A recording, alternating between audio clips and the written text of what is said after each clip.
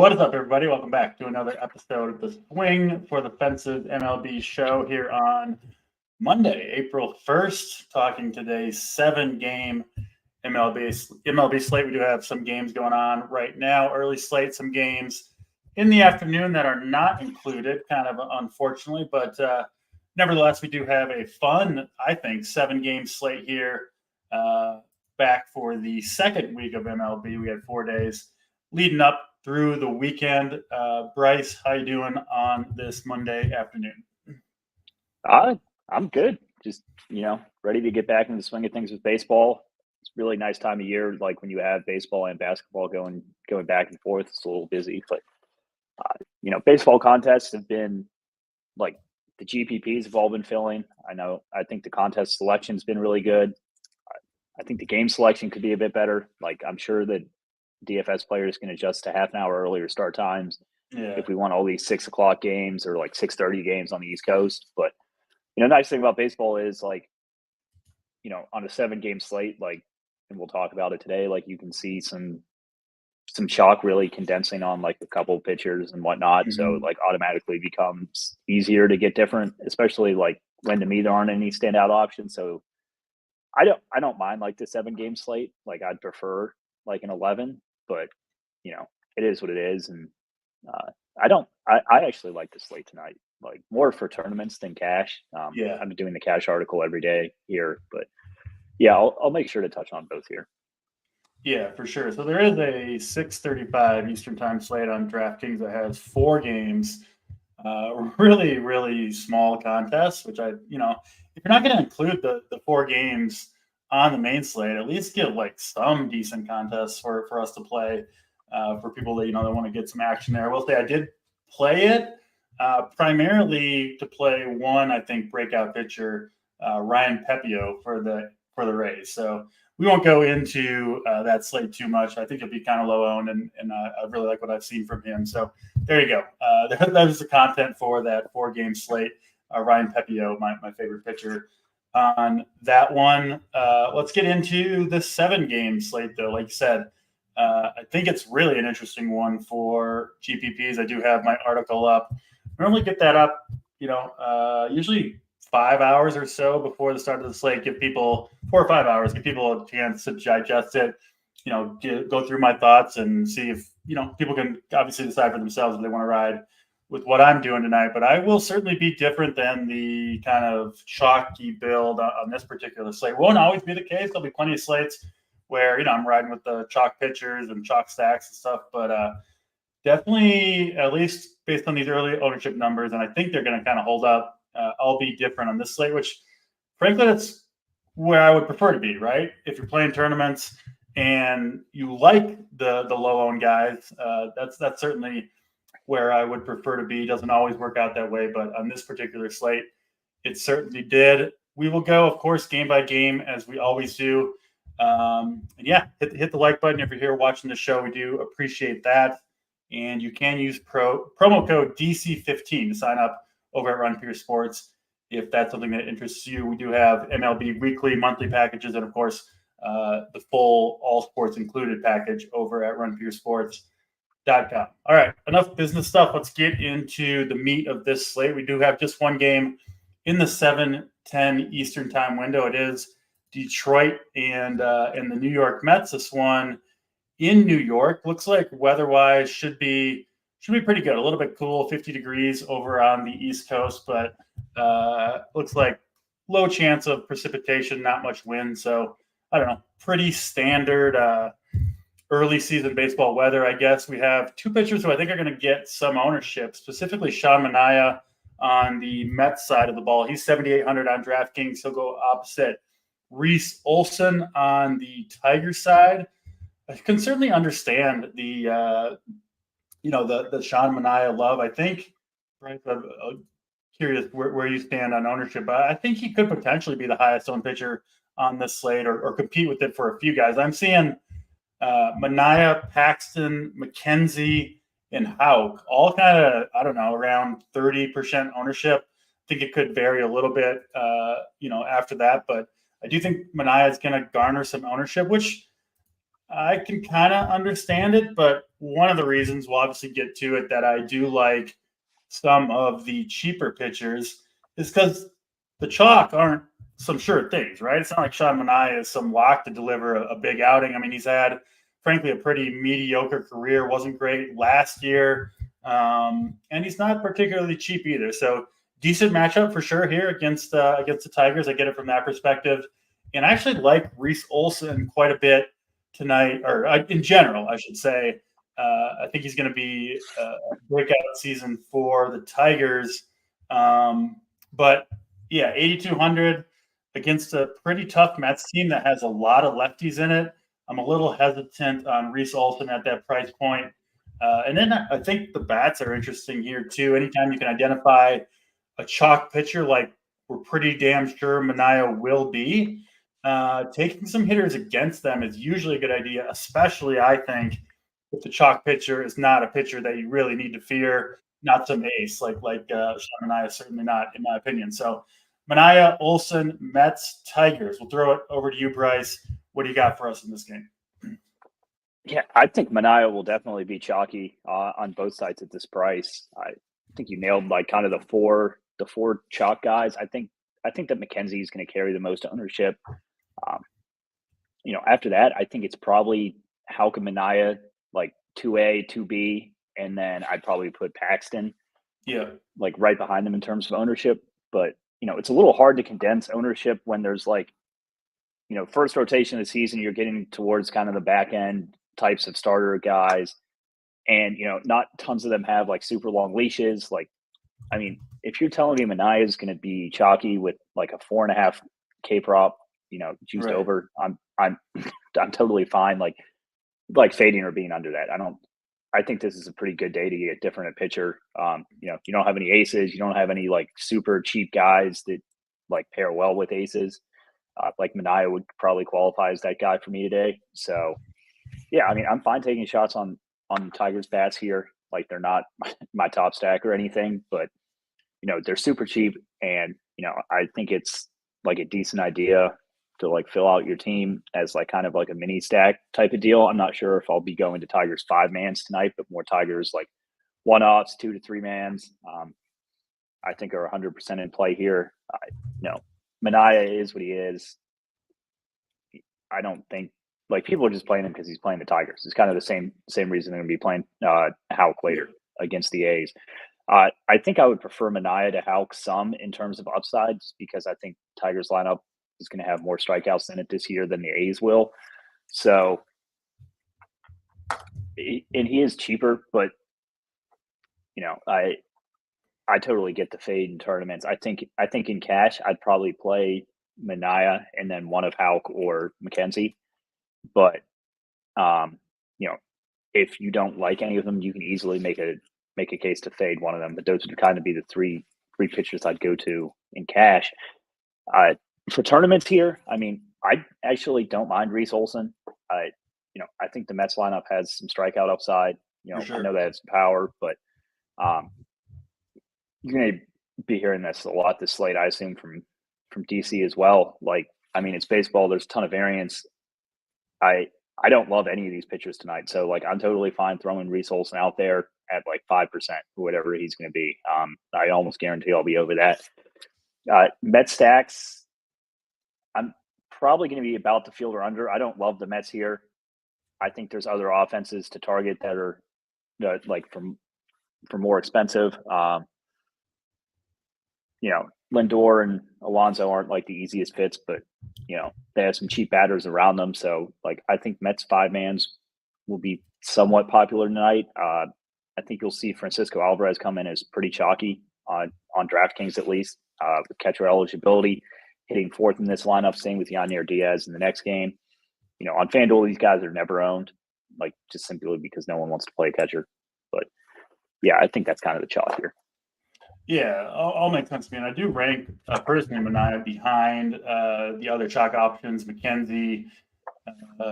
In terms of the expensive pitching, I have it McKenzie 1, 2, Manaea 3, Paxton 4. And again, we're not quite sure exactly where ownership comes in. I think it's going to be pretty close between those four guys, but I do have Manaea below both McKenzie and Howe, just straight up for me. So I won't have much Manaea or any Manaea, I don't think.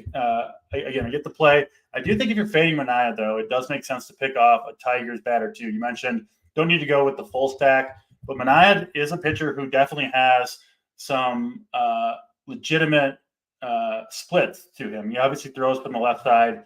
Tigers have some guys who historically perform very well against left-handed pitchers. Specifically, Spencer Torkelson, I think, is a really strong leverage play against Manaea like him to perhaps hit a home run off of Manaea. Mark Canha, and then our guy Uncle T's doppelganger, Jake Rogers at catcher. He's 3,400. He smashes, absolutely smashes left-handed pitching. Already has a home run or two this year. Love Jake Rogers, 3,400 at catcher. He's cheap.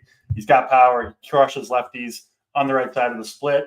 And you get the leverage against the chalk, Sean Manaea. So Rogers, Torkelson, Canha, some of my favorite one-offs on this slate. And then, Reese Olson at lower ownership. I'll definitely take the ownership discount and play Reese over Manaea if I'm spending up at pitching. I think that's enough probably from Tigers and Mets. Next game on the slate starts at 8 Eastern time, so a whole hour between the Mets and Tigers. And then the next game we'll talk about, which is Toronto Blue Jays, Houston Astros. We have Bowden Francis on the hill for the Blue Jays, and then Ronel Blanco pitching for the Astros. 9 total in this one. Astros actually pretty big favorites. Total around 4.8 runs for them, around 4.2 for the Blue Jays. And this is the line I think is straight up off. I like the Blue Jays to win this game. I bet their money line already myself. So the Astros, they got swept by the Yankees. They lost all 4 games at home, some Juan Soto heroics. And one thing that's very of note about the Astros, one of the few teams that played 4 games in the opening week, their bullpen is absolutely gassed after 4 mostly close games against the Yankees. So I think they will ask Ronel Blanco to go as deep as he can into this game, but I'm not sure he's really going to be able to do that, to be honest. He's got he's a 30-year-old journeyman who has accumulated, negative WAR throughout his career. He's pitched 58 total innings at the big league level, as an ERA near 5, all that stuff. Like, he's just not, in my opinion, really any good. He also gives up a ton of pull to fly balls, specifically to right-handed bats, which is absolutely perfect for playing in that Astros park with the short porch in left field with the Crawford boxes. So the Blue Jays here actually are my favorite stack on the night. And I think they're going to be contrarian, but just being honest, that's not really why I like them. I do think they're going to do damage off of Blanco. I love how this lineup sets up against him. I don't think we have their lineup yet. I'm hoping Bo Bichette is in there, but regardless, I love the top end of this lineup, specifically Springer, Guerrero, Justin Turner. I think they're going to do some real damage off of Blanco, and then potentially a gassed out bullpen as well. So very high on the Blue Jays. And then obviously one of the other reasons I like their money line tonight, Bowden Francis, I think is going to surprise some people this year. Had a pretty good season last year, a little bit out of nowhere, came up, pitched out of the bullpen to end the year for the Blue Jays after dominating at the AAA level, and looked really, really good this spring, won the 5th starter job. I kind of think that was a surprise to some people, and gets a lineup that only has 2 lefties in it. He's much more effective against right-handed hitters. So, I think it all kind of lines up for the Blue Jays here. Francis, listen, this is not an easy matchup still. I'm not trying to claim that, but he is cheap at $7K, and I'm pretty certain he's going to be sub 5% on both DK and FanDuel. It's going to be a theme of this show, kind of going cheaper, lower owned pitchers, and Francis is the first one to make the list for me. I think he's got a better chance of success here than he's being given credit for, which is kind of what we're looking for, obviously, for a tournament play. So I'm big on the Blue Jays here, especially the bats, but also Francis, I think, could potentially surprise some people with a good performance here against the Houston Astros. So once again, long spiel from me, but that's kind of the gist of this game for me. We'll throw it to you, of course, Bryce. Astros, Blue Jays, Francis, and Blanco. What do you see here? road underdogs against, shitty journeyman pitchers. Sign me up for all day. I'm definitely down with being over on the Blue Jays tonight. As DC said, you would definitely like to see Bo Bichette in there. Him and Volk got scratched yesterday, so that took a little adjusting. But hopefully you see him in. I think it's. If I had to guess, we got their lineup. He's not in there. Bo Bichette's not in there, so that's unfortunate. But yeah, I mean, it does make them a little cheaper to stack in DFS, but I think that salary savings are pretty easy to come by today. So I don't really think that matters a ton. I like the Blue Jays here as well. To be a little different, I do like the Astros side as well. I think Bowden Francis, I think he does have high upside in this situation. I'll probably be over on him pitching, and I'm also likely to be over on the Astros lineup here. Yeah, it makes sense. He does get two lefties, which is really nice for him with his splits, but it hurts a little when those lefties are two of the best hitters in baseball in Jordan and Tucker. Don't mind the Astros to put up some runs here. It's one of the better dome games really help early in the season when it's cold and the ball isn't flying literally anywhere else outside of maybe Los Angeles or even San Diego, and has pretty crappy hitting weather today as far as San Diego goes. So these dome guys always help. Likely to be over on the Astros. As DC pointed out, I would definitely want at least one of Jordan or Tucker in all my Astros stacks today. If they get it done, it's likely going to be through some of them. I don't think it's a bad running matchup for them. Yet to be seen how much the Astros want to run this year, but they have a team. They're a team that's run in the past some, and after a shitty start to the season, would not surprise me to see them try and get something going on the bases here. So don't mind the Astros for upside. Don't mind the other side. And kind of like the Blue Jays bats, favorite ones, I think Springer's a really, really solid play at 5K. I know the outfield's absolutely stacked today, but love him as a road leadoff. And I want nothing to do with Blanco at pitcher. He's one of the few guys on this slate that I'm not really willing to take a shot on. I actually have heard some people are higher on Blanco. I honestly don't really understand why, and honestly, that's probably going to prove even more true now that Bo Bichette is in the lineup. It is true this Blue Jays lineup, we have it here. It's Springer, Guerrero, Turner, Varsho, Kirk, and then the second half is bad. Clement, Kiermaier, Kiner, Falefa, Biggio, but I just don't believe in Blanco really whatsoever, and I'll probably mostly, frankly, stick to the top half of that Blue Jays lineup. That top five in particular looks really good to me. So yeah, I'll still be on the Blue Jays even without Bichette. Obviously, a little bit unfortunate there, but I still do expect good things from the Blue Jays. And I certainly understand people, stacking the Astros here. Obviously, could go south for Bowden Francis, who is, I believe, making his first MLB start tonight against a really strong offense on the road. All that stuff, I get it. Squid saying what could go wrong. Plenty could go wrong for Bowden Francis. I just think he's quite a bit better than his pricing and specifically his ownership suggests. So I do think he's a fun GPP play. But again, certainly other ways to go tonight. And this is unfortunate. You can't play Justin Turner and Vladimir Guerrero together. That's always a little bit annoying. If you got to choose, I do prefer Vlad, but I think both guys are strong plays. I think that's probably it from Toronto and Houston. Again, Toronto remains one of my favorite stacks, even without Bo Bichette. And like I said, I will have plenty of exposure to Mr. Francis tonight. Let's get to the next game on the slate. And this one does feature two more of my favorite cheap pitchers on the slate. It is the Yankees and the Arizona Diamondbacks. This one has a very healthy total. It was at 10 earlier. It looks like it has come down a little bit to 9.5, which I certainly agree with. I did bet the under 10 earlier today. We have Ryan Nelson on the hill for the home team for the Diamondbacks, and Luis Gil. Looks like Luis Gil, but it's pronounced Luis Gil, pitching for the New York Yankees, both right-handers. We saw the Diamondbacks absolutely smash over the opening series of the weekend, but I mean, they came against the worst pitching staff in baseball in the Colorado Rockies. And I think Mr. Luis Heel is going to maybe kind of put this team a little bit back on their heels, especially after, no pun intended there, after they faced, the likes of Cal Quantrill and Austin Gomber and all those horrible Rockies pitchers. I mean, the Rockies don't have anybody that pitches well.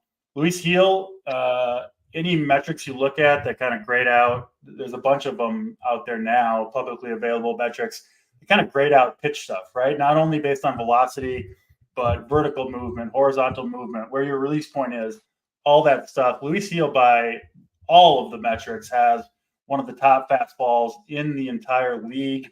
Former prospect for the Yankees. He had Tommy John surgery in 2022, missed all of last year. And then kind of a surprise, one of the surprises in spring training, at least for the Yankees, he pitched too well right out of the gate, where he almost, kind of forced his way into this rotation, throwing gas, striking everybody out. Just looked absolutely fantastic. Is that a guarantee that he's going to pitch well, as soon as the season starts? And in particular today, of course it's not. But I do put a large amount of stock into the raw stuff that a pitcher can bring to the table. And if you're on Luis Heel, you watch this game, I think you'll be pretty excited if you've got him at, I think the sub 5% ownership that he's going to come in at when he's throwing 99, 100-mile-per-hour fastballs with command. I think to start this game, has a couple decent secondary pitches as well. Very, very high on this guy, not just in the start, but going forward. I recognize it's not the best matchup in the world, unfortunately, but I don't think it's as tough as these opening games would suggest, given the just utter lack of competition that the Diamondbacks have faced so far. So, yeah, Luis Heel, one of my guys tonight. He is the guy that I like most, the cheap guys. I do like him. I'll talk about Ryan Nelson here in a second, and Francis as well. But Luis Heel is the one that I'm mostly in on. I do think he's one of the best plays on the slate, especially once you take ownership into account. Nelson, on the other side, looked awesome this spring too. He was pretty terrible last year, but he made some changes. Big strikeout rate. He pitched, I think, the second or third most innings of any pitcher in spring training. So both these guys, if they can pitch well, can give you 5 or 6 innings at a cheap price point. In this Yankees lineup, man, there's a lot of strikeouts to be had against this lineup if you can pitch well, especially for a right-handed pitcher. So I think Nelson's got upside. I know for sure Luis Heel has upside. Like, Luis Heel has the type of stuff. There's not that many pitchers like this in baseball. I honestly think he could, on his day, shut down just about any lineup with the gas that he can bring. So I like both these pitchers for cheap. I know that goes against what Vegas is suggesting, goes against what ownership and most of the rest of the industry will be on, but that's all right. That's where I want to be. I'll be wrong plenty of the time, but if I am right on these cheap pitchers tonight, I have a chance to try to get to the top of the tournament. So there it is, Luis Heel, Ryan Nelson for me, especially the heel side, and then obviously being high on these pitchers, I won't have too many bats from either side of this game myself. Back over to you, Bryce. What do you got for us here? Nice thing about baseball is you can kind of take like the approach as to like, oh, this pitcher is going to be super low owned. Like, he's going to be sub 5%. Like, if I play 10% heel, like, you're going to automatically be over the field, and like, you can still take a couple of shots on Arizona bats. Like, yeah, for sure. I think it's a super high variance spot for both pitchers. Both teams have like pretty loaded lineups with a lot of upside, but the strikeout upside is definitely there. This guy's coming out throwing 100 with control. I mean, he definitely has some strikeout upside tonight. It's nice to know that Nelson was stretched out in spring training. Always like to see that at the start of the season from your pitchers. So I totally get being over on the starting pitching here, and I likely will be as well. I think it's a really good night to fade some of the chalk guys at pitcher. It's not like, I don't know. We were talking about it before the show. There's no aces. Like, I'm totally fine like fading the chalky pitching and getting different here. The other thing that's nice about it tonight, Bryce, is sometimes like there'll be cheap pitchers that I like a little bit, but there won't be expensive bats that to spend on, right? And so you get into, there's plenty of expensive bats tonight. that's what I'm saying. Like you can't get Betts, Otani, Freeman stack, Will Smith, Muncy stack, right? The Dodgers, who I think are the best stack on the slate. If you're spending all the way up at pitching, you can't get. I mean, I know I like Francis, but the Astros, Alvarez, Tucker, who are amazing plays. Even though I do like Francis a little bit, like you can easily spend the salary and take advantage of the cheaper pitchers, and it flips the build, right? Because most people, I think, are going to spend up on a little. They're not even that expensive, but Manaea, McKenzie, maybe Paxton, and not be able to get these true all of the top end hitters like you can if you're willing to go cheap at both. So when I really love the cheap pitchers, obviously you got to like their talent and think they can do it, but I especially like it when they're lower owned, of course, and when there are big bets to spend on. So I just wanted a little game theory stuff there. But go back to Yankees Diamondbacks here for you. Yeah, I mean, I'm totally down to play like weird, less chalky pitchers tonight, as opposed to some nights where I wouldn't be as comfortable doing it. Like I don't even think it's like these guys are that much worse than McKenzie. You're giving up what, like half a run? That's what I'm saying. Maybe like half a strikeout. Like, I mean, in cash games, I'd play like McKenzie, but in tournaments, I'll probably have him 15 to 20%, something like that. Like it's going to come in well below the field. So, yeah, I'll likely be over on these guys. And then, if you're choosing bats here, I do like the bats a little more than DC, but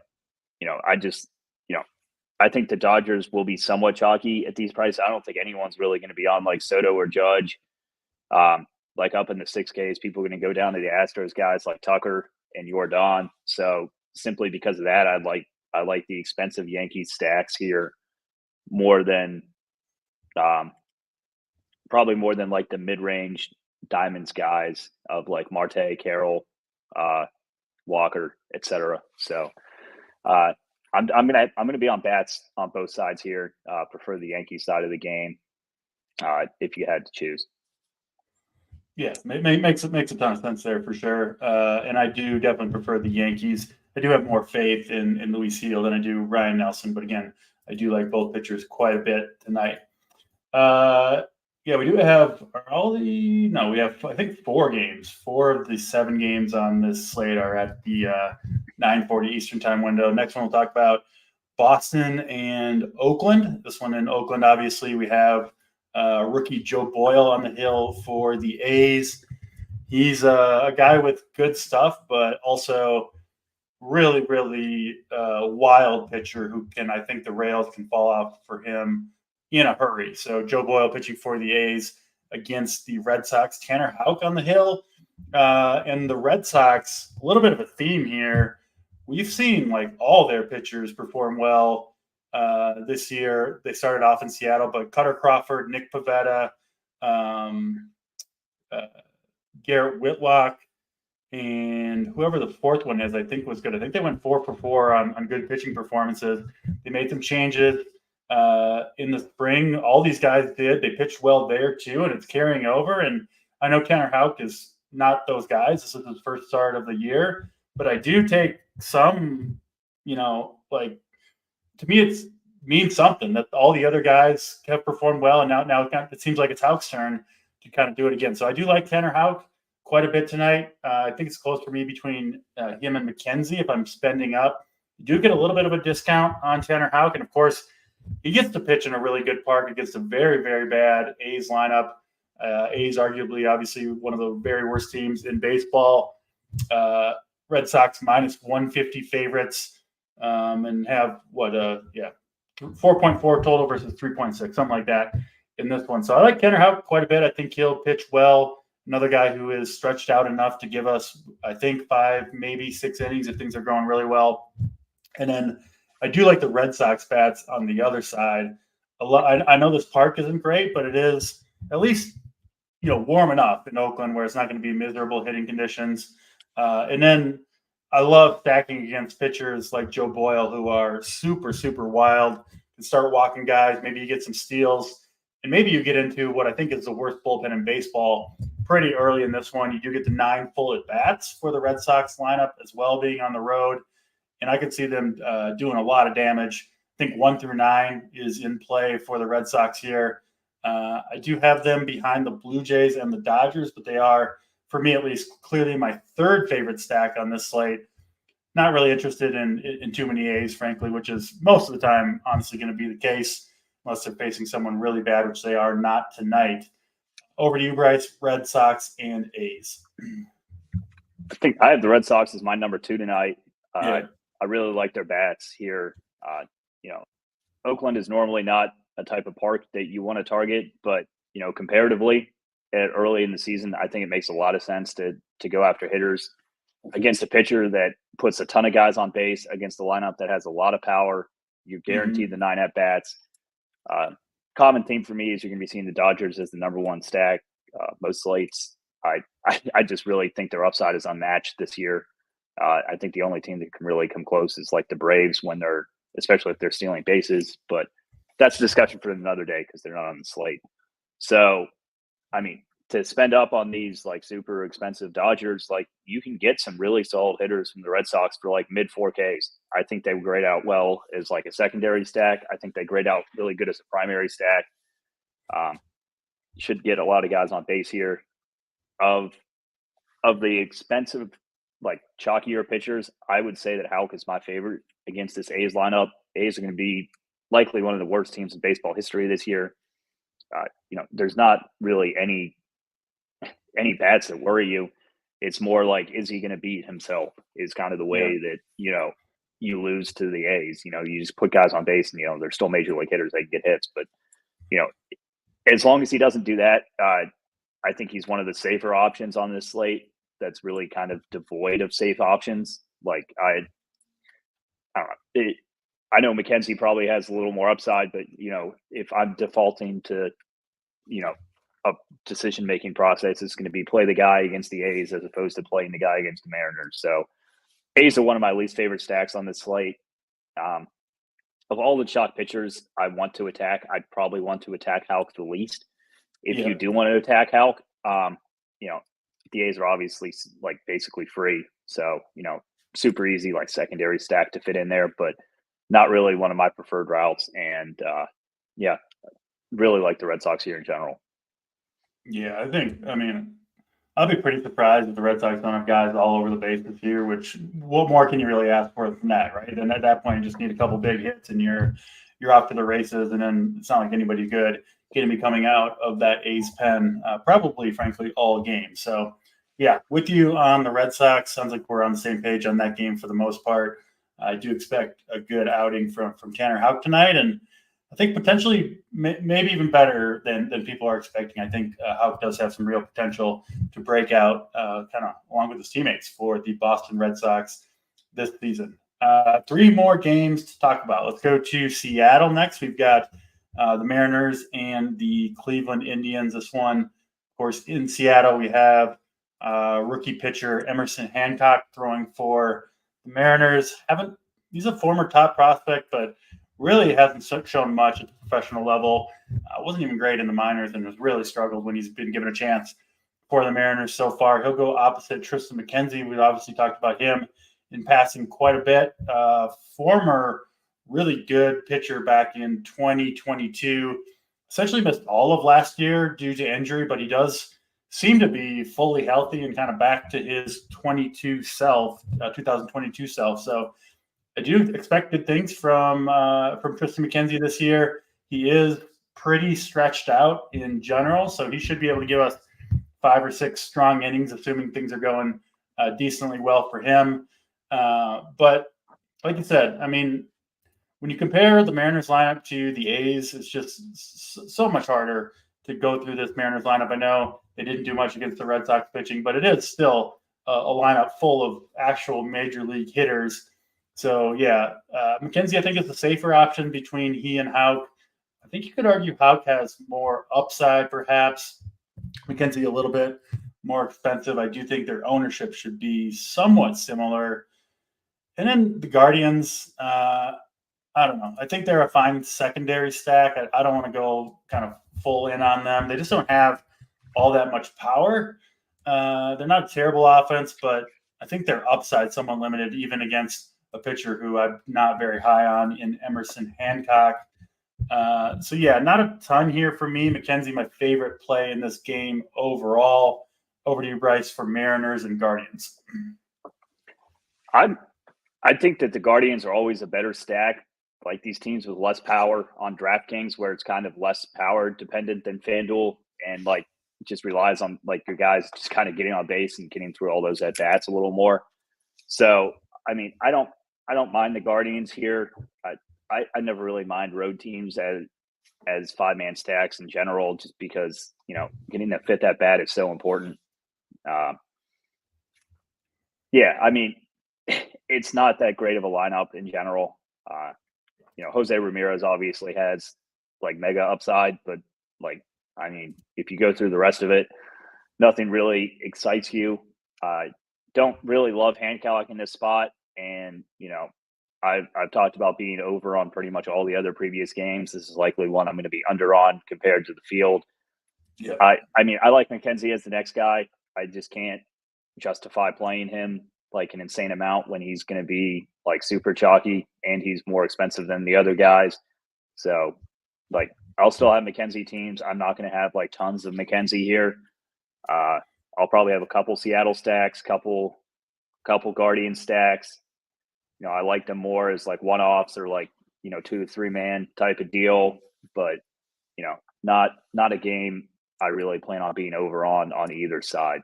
So kind of get a pass for me.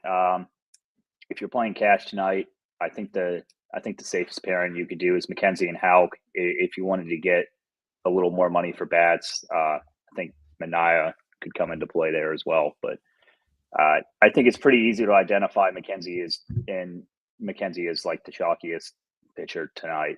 So, I mean, anytime that like his strikeout prop is like heavily juiced under 6.5, like, I mean, I know there's not tons of good options tonight, but I think like 35% to 40% is going to be way too high, like for the field on him. So I plan on being under him is probably my big stance here. Yeah, I think that makes a lot of sense. I did list him as my favorite high-end pitcher. I think I'm sort of leaning to Houck over McKenzie myself, especially with a little bit of a discount. I will say I do not mind the middle of that Guardians lineup, specifically assuming it comes out as expected. Jimenez, Jose Ramirez, Josh Naylor, those three guys I think are all pretty solid plays. So maybe a mini stack there from the Guardians, but I wouldn't go too crazy with them. And not on too many Mariners bats myself. Obviously, you can always play guys like Julio Rodriguez, Cal Raleigh. He's got power from the catcher position, but wouldn't go crazy on the Mariners either myself. All right, let's get to the last two games on this slate. First one is the St. Louis Cardinals and the San Diego Padres. This one essentially a pick 'em via the line. Both sitting around -110. We've got a longtime veteran Kyle Gibson on the hill. For the Cardinals, we kind of know what to expect from him at this point. Just a, kind of a solid number 4 type starter. You did mention it, Bryce.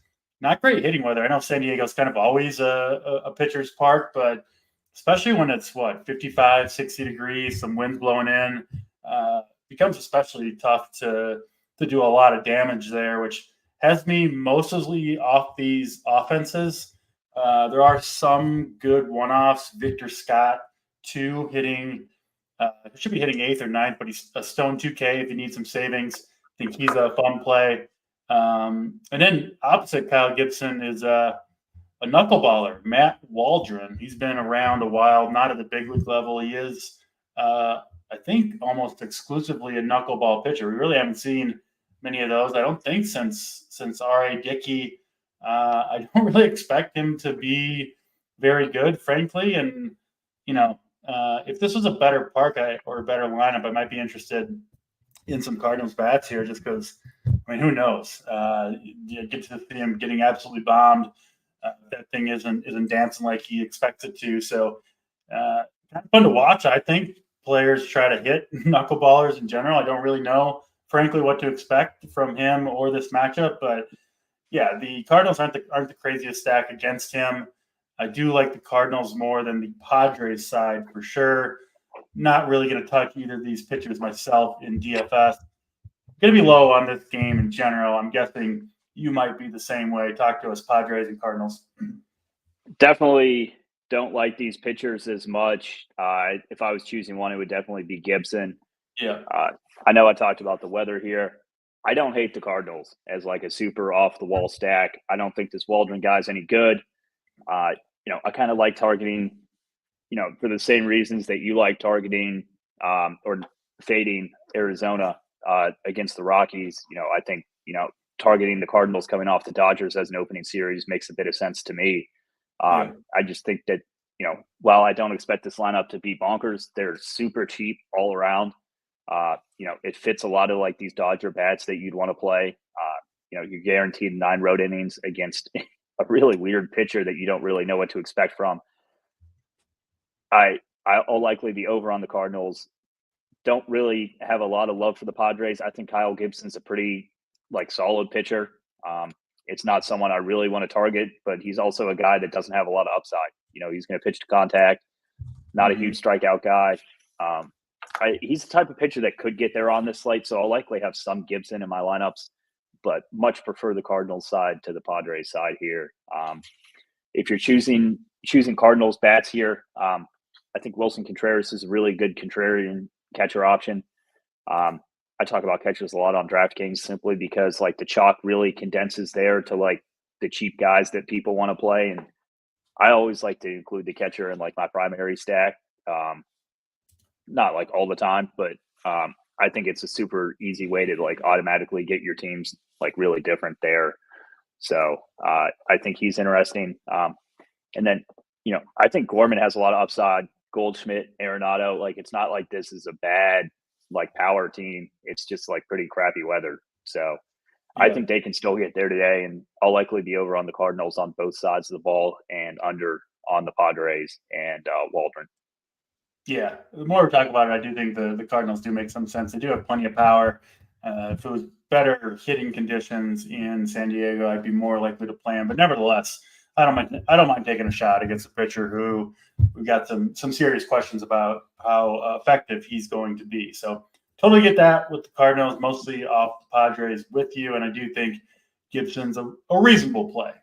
Obviously, I've got some guys I like quite a bit better. But, yeah, if you're extending out, playing mass multi-entry, whatever it is, I do think Gibson is a fine way to go. Let's get to the last game on this slate. We will do plays of the day. After that, we got a good crew watching. So hit the like button. Help us out here. We do bring you guys these shows free of charge 6 days a week. So, yeah, hit that like button for us. We do appreciate that. And, of course, if you want to join us at Run for Your Sports, you can use promo code DC15 for 15% off your first weekly or monthly payment.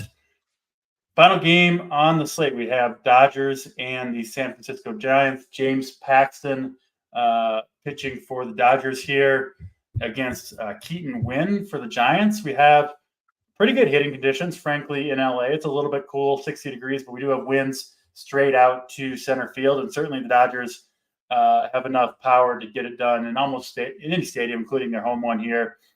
Keaton Winn, really not any good for the Giants. And, you mentioned it, Bryce. You just got to be on this Dodgers team kind of as much as you can. I mean, they're just going to absolutely crush. Shohei Ohtani hasn't even gotten going yet results-wise. He actually leads all of baseball in 100-plus mile-per-hour exit velocities. He's got 10 of them on the season. That is number one in baseball. So it's coming for Ohtani, just, hitting balls at people. Hasn't found the holes or gone over the fence often yet. But, man, it's coming for Ohtani. Freeman, we know what Betts has been doing. Even the back half of the lineup, guys like Muncy, Teoscar Hernandez, Gavin Lux, James Outman present a lot of upside. And I think they're going to do some damage here against Keaton Winn. So absolutely love the Dodgers. They are expensive, but we do, or at least I do, like the cheap pitching tonight. So they seem like a pretty good way to go. I will have tons of Dodgers in my own lineups. The other side of the ball, James Paxton against the Giants. Paxton only threw 7 total spring training innings. Wasn't great in those innings either. I'm guessing he was throwing some kind of on the backfields. But I think the Dodgers are going to be very, very cautious with James Paxton, a guy who's been injured a ton. A lot of talent, but injured a ton over the last 3 or 4 or 5 years. And so, yeah, given the lack of spring training reps, I I don't know this for sure. It's kind of hard to find information, but I'm guessing 3, 4, maybe 5 at the most for James Paxton, which has me not really wanting to play him, despite obviously a decent matchup here against the Giants. But I'm not really on Paxton myself. I'm worried how deep he's going to go into this game. Dodgers, of course, have World Series aspirations. They're not worried about getting James Paxton through 5 innings to get a win or anything like that. That's just not even a concern for them. So, yeah, I do have concern about how deep he will go into this game, which has me lower on him. But that said, not super high on the Giants bats. I do think they've got a couple decent one-offs, specifically Jorge Soler, Matt Chapman, 2 guys who have historically crushed lefties. James Paxton does throw from the left side of the mound. So, yeah, that's Giants Dodgers for me. I know you're going to be high on the Dodgers here. What do you got for us between San Francisco and LA? Yeah, I was kind of surprised to see Paxton's outs prop today. 14.5 is juice over at like 220. So that surprised me a little. Like, people are expecting him to go a little deeper into this game. I kind of had the same take as you, that like Paxton, he's been an injury prone guy his whole career, but he's a pretty heavy favorite to throw 5 innings here. And, on this slate, I think that can get it done. So, if you have an opposite take than that, it's probably a great bet on his pitching outs under, because you could just auto win it, if he's getting beat up a little bit and he comes out before 5. So, yeah, I mean, I planned on being under Paxton regardless, simply because, I think he's going to be somewhat chalky, and I had concerns about the pitch count. But yeah, it's just something to keep in mind there. I don't love this Giants team. It's likely a team I'm going to be under on most of the year. They do have some outs to beating up left-handed pitching here.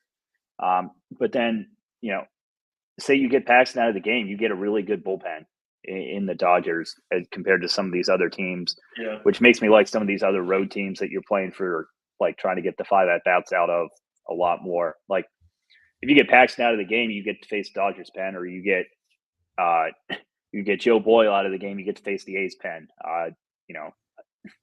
Seems pretty easy to choose the Red Sox for me, even at like almost no ownership on the Giants. And getting into the meat of this game, I mean, it's Dodger stacks.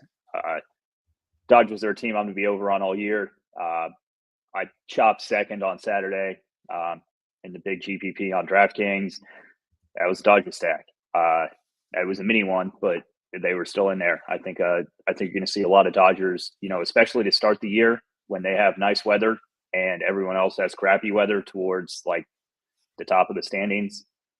This is a slate where you're not sacrificing tons to get them, in my opinion. There's a lot of like good mid to cheap tier hitting, and there's not any aces you want to pay for. So I'm going to be over on all the Dodgers. It's not one of these teams like we had talked about, like Toronto. Like, it's just such a top heavy lineup. Like, you can stack it all the way through and feel confident about all of them. I like to be like, in tournaments at least. I mean, in cash, it's a priority to play guys in the top 5, but in tournaments, I typically like to play hitters outside the top 5 just because they don't never garner as much ownership, carry a little more pinch hit risk in general, and just don't see as many at bats. But I mean, in tournaments, you're looking for like the one big at bat. You're not looking for like maximizing your plate appearances. You're looking for maximizing your points. And,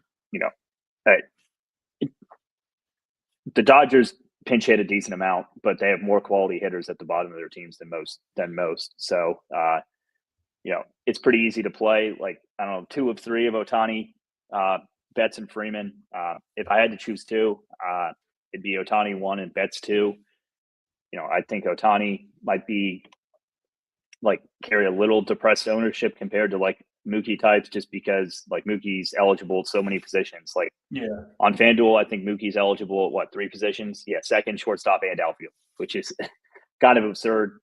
He's been absolutely mashing the ball, so I kind of think he'll be like the chalkier guy here. But yeah, I like stacking them all around. I can't say anything bad about this Dodgers team, and likely won't this season. So if you can get him in, I would. Yeah, so a couple things on James Paxton. I did look him up. Honestly, I saw the 7 innings pitched in spring, and given his injury history, I kind of wrote him off. But it does look like he did make his spring debut back on in February 29th. And it looks like he's been pitching on the backfield, and then you threw in, the over. I mean, he's basically expected to go 5 innings or close to it based on that line. So, yeah, I guess maybe an oversight for me. I still don't love it, and still probably going to maintain. But I think saying he's only going to go 3 or 4 innings probably not super accurate. So, yeah, I guess Paxton maybe is good to go here. Still don't absolutely love the matchup, and I still worry. He's only faced 7 innings worth of big league hitters coming into the season, so he could certainly be rusty or something like that. Richie Smalls, he's still playing Ohtani or waiting a little. I assume that's referring to kind of a slow start via the numbers for Ohtani. But like I said, he's hitting the ball very hard. I wouldn't be concerned about that whatsoever. And yeah, absolutely still playing Ohtani tonight. No question about that one for me at least. I think that covers it. That's all 7 games. We appreciate you guys watching, hitting the like, all that good stuff. We do have time now to do our plays of the day. I'll give you a second to look over and find yours, Bryce, and I will go first on plays of the day. I'll give both a hitter and a pitcher today. Perhaps no surprise if you watched the show, but my pitcher play of the day will be Luis Gil throwing for the Yankees. I know the matchup's not great against the Diamondbacks, but I've got a lot of faith in this guy's talent. I think he can rack up strikeouts. I think he's stretched out enough to go 5, maybe 6 innings if things are going well. And I love the price and ownership as well for Mr. Gil. So he will be my pitcher of the day, and hitter of the day will be George Springer, leading off for the Toronto Blue Jays. Talked about opposing starter Blanco's propensity to give up pulled fly balls, which is perfect for Springer, who obviously played a lot of his career in Houston as well. So a bit of a homecoming there. Love George Springer to hit a home run, do some damage for us tonight in DFS. Throw it over to you, Bryce, for your play of the day. I'll give pitcher and hitter as well. Make them from the same team. Tanner Houck, I think, is the best overall pitcher today. I just love picking on the A's here. And then I like Trevor Story a lot. I think shortstop is super weak. I think it's one of the harder positions to fill out. I think Story has sneaky stolen base upside. He can always go deep. I really like this Red Sox lineup. He's cheap. He's at a bad position, and I don't think anyone's really going to be playing him. So give me Trevor Story as my hitter of the day. All right. Absolutely love it. As always, we appreciate you guys watching the show. We'll be back same time, same place tomorrow. Steve Boynton will make his debut on the show with me. We'll be breaking it down for you guys on Tuesday. So we will be back then. Obviously, members get in the Discord, get in chat. We'll be taking it all the way up to lock, trying to pick the winners on this baseball slate. For Third and Schlong, I am Draft Cheat, and we're out of here.